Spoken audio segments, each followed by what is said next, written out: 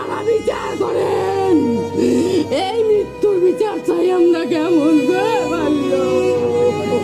ওই সাক্ষী, কে মারলো?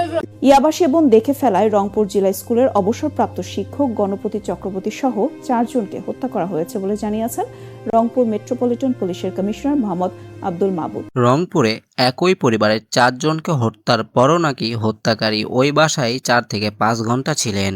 শুধু তাই নয়, পুলিশের দাবি হত্যার পর তারা গোসল করে এবং বাড়ির ফ্রিজ খুলে খেজুর খায়, এমনকি মাদকও সেবন করে।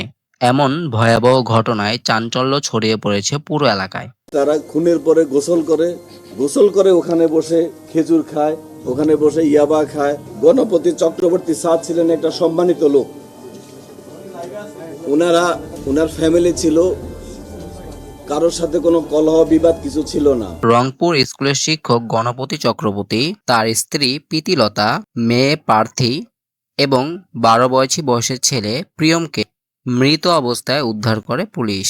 পুলিশ বলেন, মুগ্ধ দাস ও সিদ্ধার্থ দাস নামে 2 জনকে আটক করা হয়েছে। তাদের জিজ্ঞাসাবাদে হত্যার কথা জানিয়েছেন পুলিশ।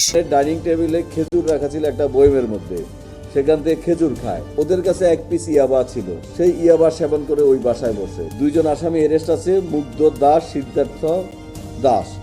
এই মুগ্ধ দাস এবং সিদ্ধার্থ দাস পরস্পর কাজিন। পুলিশ কমিশনারের ভাষ্যমতে, ছাদে ইয়াবা সেবনের সময় স্কুল শিক্ষক ছাদে গিয়ে তদন্ত করতে যায়। ঠিক তখনই তাকে গামছা দিয়ে শ্বাসরোধ করা হয়। এরপর একে একে পরিবারের অন্য সদস্যদের হত্যা করা হয় বলে পুলিশ জানিয়েছেন। হত্যার পর আলামত নষ্টের চেষ্টা চালিয়েছেন তা জানিয়েছেন পুলিশ। ফোন পানিতে ভিজিয়ে রাখা এবং কিছু স্বর্ণালংকার নিয়েছে এমনটি জানিয়েছেন পুলিশ।